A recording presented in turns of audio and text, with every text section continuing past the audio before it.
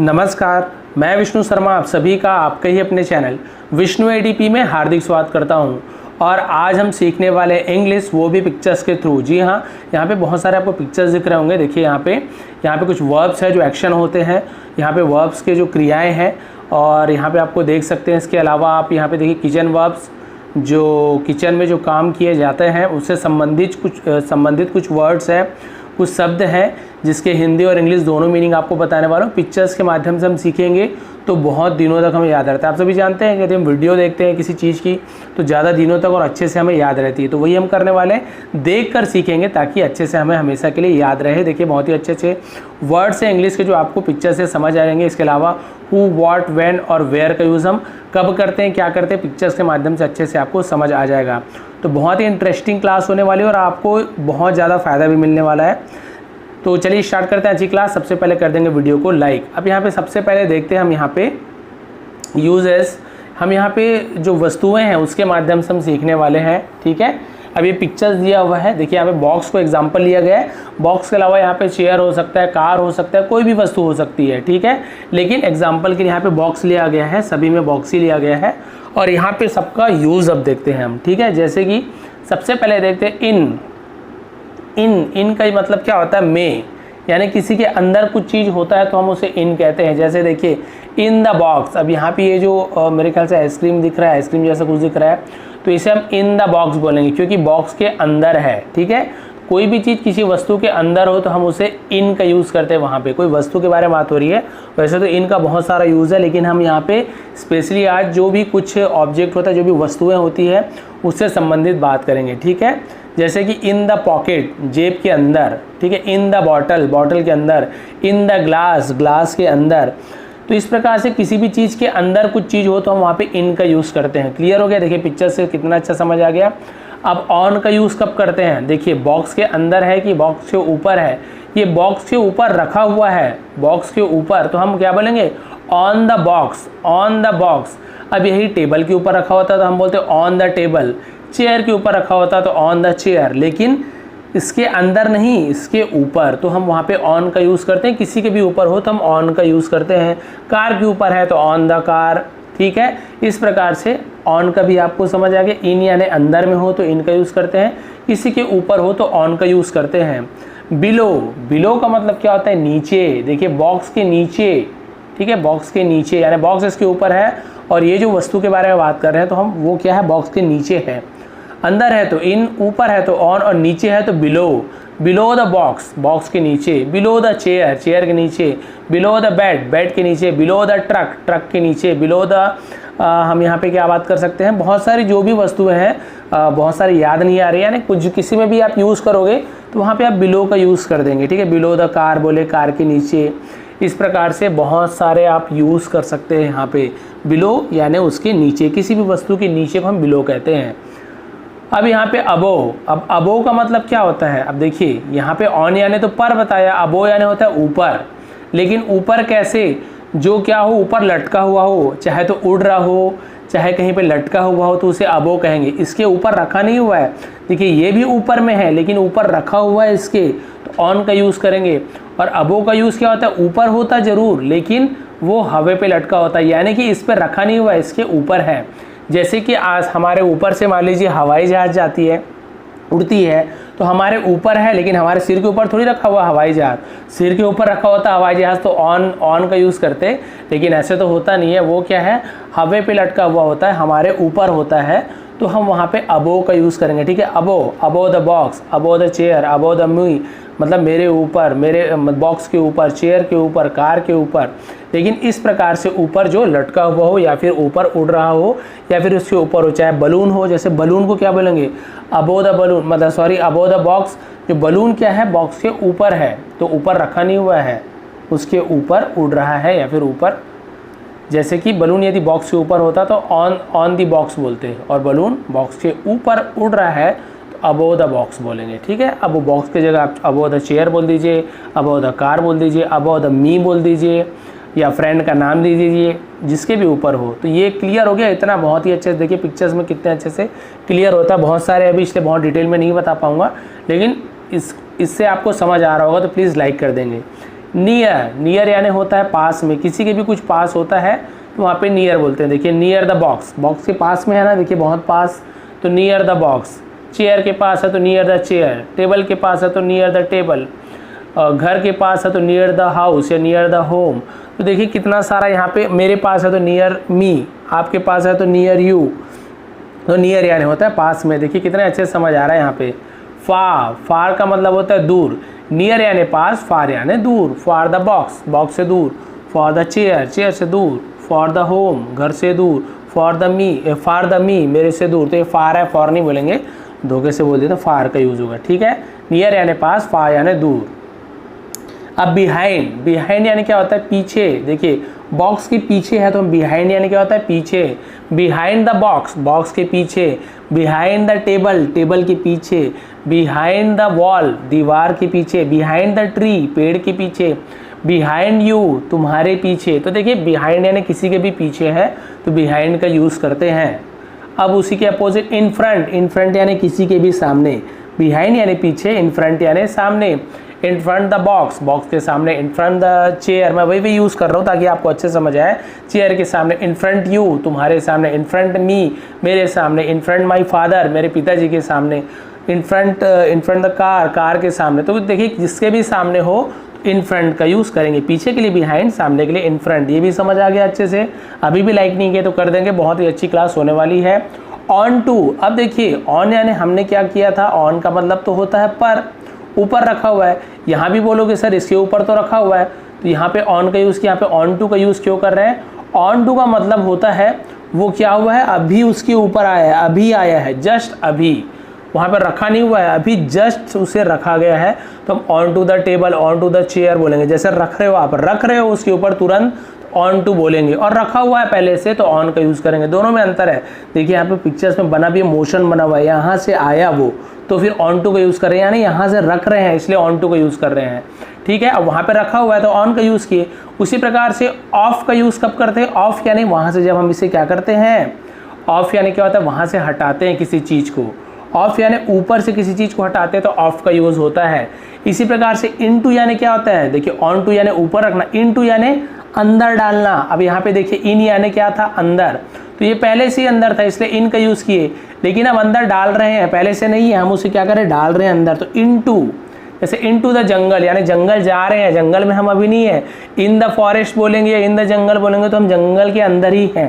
लेकिन यदि हम जंगल जा रहे हैं, रास्ते पे ही हैं और जंगल जा रहे हैं, जंगल पहुंच ही रहे हैं, जंगल के अंदर चल ही रहे हैं, तो वहाँ पे इनटू द फॉरेस्ट का यूज़ होगा। वैसे ही बॉक्स के अंदर अभी देखिए मोशन में जा रहा है, अभी पूरा अंदर नहीं है, वो जा रहा है, तो वहाँ पे इनटू का यूज़ करेंगे। यानी कि मोशन अभी चल रहा है, क्रिया अभी चल रही है, अभी गया नहीं है, जाने को है, तो फिर इनटू का यूज़ करते हैं। और कहाँ जाने को है, ऊपर जाने को रहता तो ऑन टू का यूज़ करते, और अंदर जा रहा है तो इनटू का यूज़ करेंगे। देखिए कितने अच्छे से समझ आ रहा है।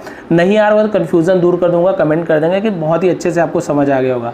उसी प्रकार से आउट ऑफ, ठीक है, आउट ऑफ, ऑफ यानी केवल क्या होता है, ऊपर से नीचे आता हुआ है तो फिर ऑफ का यूज़ करते हैं। आउट ऑफ यानी ये नीचे से अंदर से बाहर जा रहा है तो आउट ऑफ। जैसे ये था ना इनटू यानी अंदर, तो आउट ऑफ यानी हम अंदर से बाहर निकाल रहे हैं तो आउट ऑफ का यूज़ करेंगे।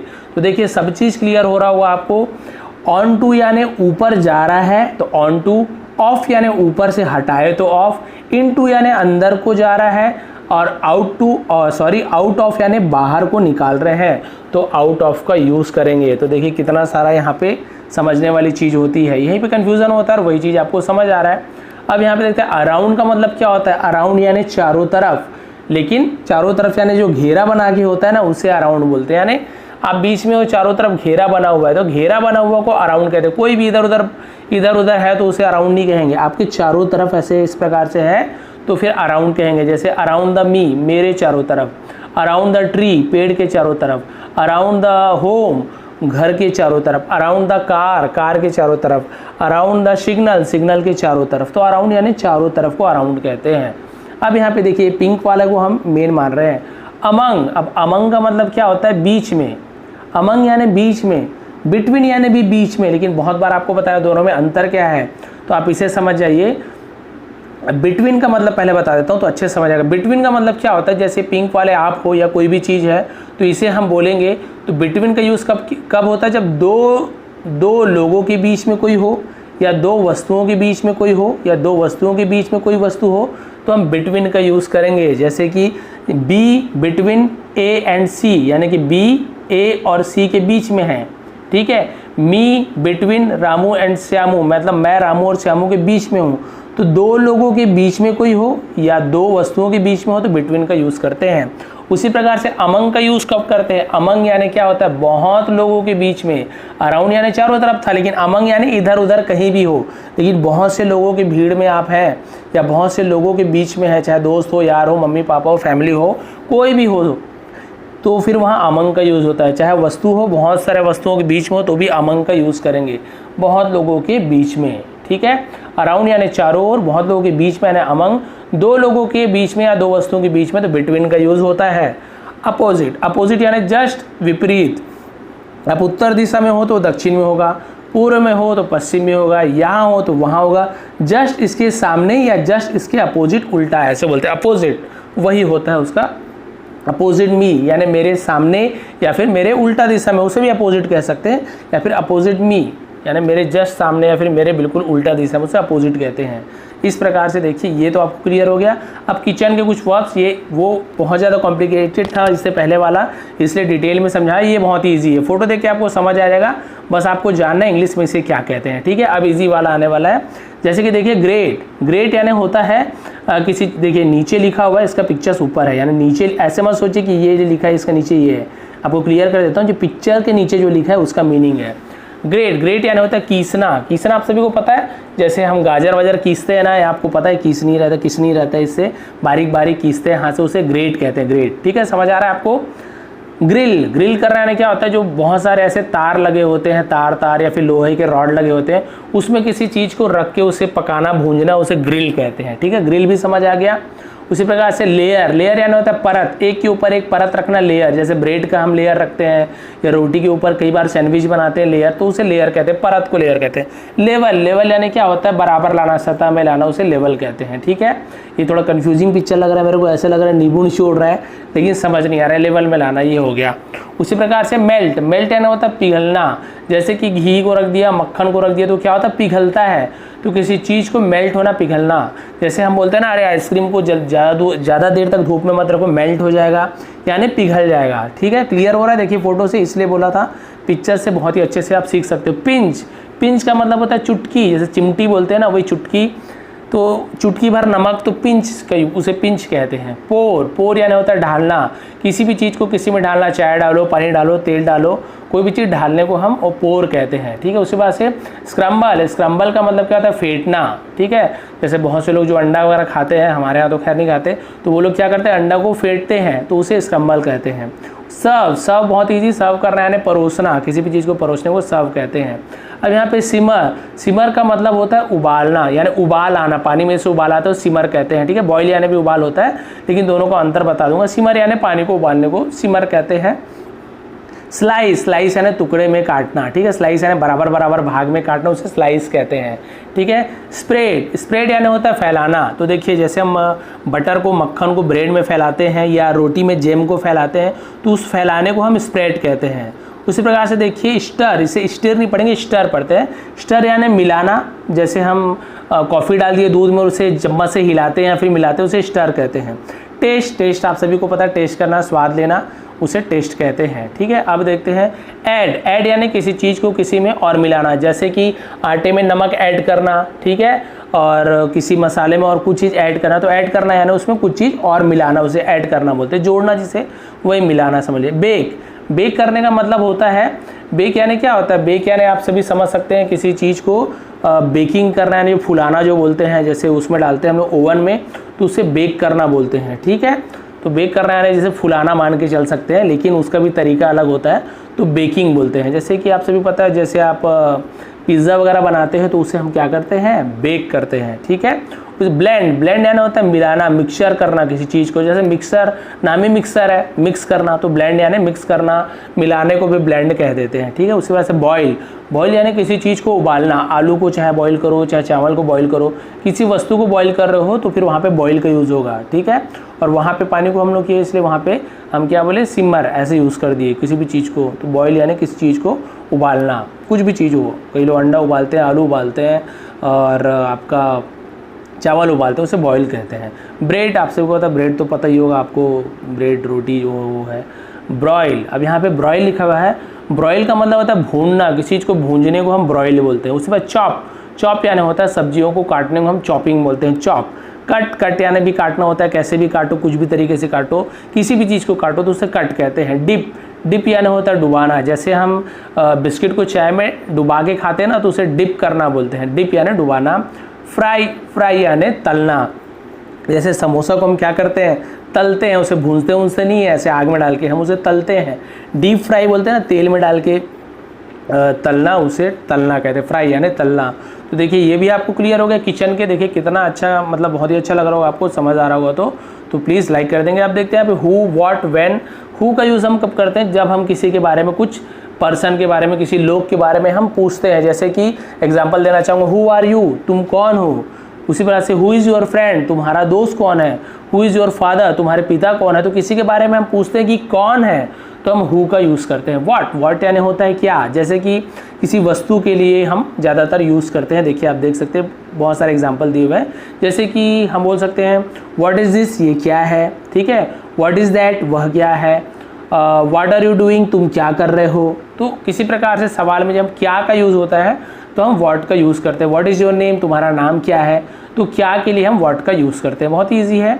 व्हेन, व्हेन यानी आप देखिए यहाँ पे सूर्य, चंद्रमा, घड़ी क्यों दिया हुआ है, तारीख क्यों दिया हुआ है, यानी कि हमें समय का पता करना होता है, सुबह है कि शाम है कि कल है कि परसों है कि इस दिनांक को है, इस डेट को है, तो व्हेन का यूज़ करते हैं। व्हेन यानी क्या होता है, कब, व्हेन यानी कब। जैसे कोई एग्जांपल देना चाहूँगा, व्हेन इज़ योर बर्थडे, तुम्हारा बर्थडे कब है, तो देखिए कैलेंडर का यूज़, मतलब हम तारीख जानना चाहते हैं। उसके बाद से व्हेन डिड यू रिटर्न, तुम कब वापस आओगे, तो कौन से समय वापस आओगे, कौन से दिनांक को वापस आओगे, सुबह वापस आओगे कि रात को वापस आओगे। उसी प्रकार से हम और पूछ सकते हैं कि व्हेन आर यू बिजी, तुम बिजी कब रहते हो, तुम बिजी कब रहते हो, तो सुबह रहते हो, शाम रहते हो कि 2 बजे रहते हो, 3 बजे की इस तारीख को बिजी रहते हो।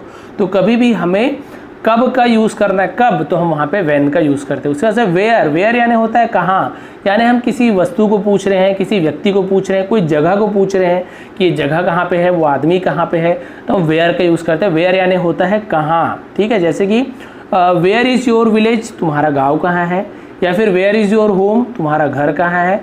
वेयर आर यू, तुम कहाँ हो। वेयर डू यू लिव, तुम कहाँ रहते हो। वेयर इज़ माई वॉच, मेरी घड़ी कहाँ है। वेयर इज़ माई कार, मेरा कार कहाँ है, मेरी कार कहाँ है। तो वेयर यानी कहाँ, ठीक है। तो ये क्लियर हो गया आपको, बहुत ही ईजी था। हु यानी कौन, व्हाट यानी क्या, व्हेन यानी कब, वेयर यानी कहाँ। तो ये, और इसी प्रकार से देखिए हाउ और वाई का भी यूज़। हाउ यानी कैसे, वाई यानी क्यों, हाउ आर यू, तुम कैसे हो। हाउ डू यू डू, तुम कैसे हो, तुम क्या कर रहे हो, तो उसके लिए हम हाउ का यूज़ करते हैं। हाउ आर यू जैसे इस प्रकार से यूज़ किए, तो हम किसी के बारे में कुछ जानना चाहते हैं कैसे, तो हम हाउ का यूज़ करते हैं। वाई, वाई यानी होता है क्यों, ठीक है। वाई यानी क्यों। वाई आर यू लाफिंग, तुम हंस क्यों रहे हो। वाई आर यू गोइंग, तुम जा क्यों रहे हो। तो वाई का मतलब वही होता है, वाई यानी क्यों। देखिए क्वेश्चन पूछ रहे क्यों, ऐसा क्यों, तो हम वहाँ पे वाई का यूज़ करते हैं। इज़ द रीज़न, कोई कारण हम जानने के लिए हम वहाँ पे वाई का यूज़ करते हैं, ठीक है। तो यहाँ पे देखिए कितने सारे हमने यहाँ पे यूज़ किए इंग्लिश के वर्ड्स को, पिक्चर्स के माध्यम से समझने की कोशिश की, और होप आपको अच्छे से समझ आया होगा। कोई प्रॉब्लम होगी तो प्लीज़ कमेंट कर देंगे, लेकिन होप आपको अच्छे से समझ आया तो प्लीज़ लाइक शेयर कर देंगे। और ऐसी और भी वीडियो चाहिए तो कमेंट करेंगे, क्योंकि यदि आप कमेंट नहीं करेंगे, लाइक नहीं करेंगे, तो अगली बार मैं ऐसी वीडियो बनाता नहीं हूँ। ये सोचिए कि आपको पसंद नहीं आई, तो पसंद आती तो प्लीज़ लाइक करेंगे, ताकि मुझे समझ आए कि हाँ आपको पसंद आई है। कमेंट भी कर दीजिए, क्योंकि इतना मेहनत से आपके लिए वीडियो बनाता हूँ, तो 2 मिनट आप कमेंट तो कर ही सकते हैं। 5 सेकंड लगता होगा मुश्किल से, कि यस लिखने में कितना टाइम लगेगा। तो आप यदि यस लिखते हैं ज़्यादा मात्रा में, तो ज़रूर इस प्रकार की वीडियो और भी लाऊंगा जो आपके लिए हेल्पफुल होगा। आप सभी का बहुत बहुत धन्यवाद। आपका दिन शुभ रहे।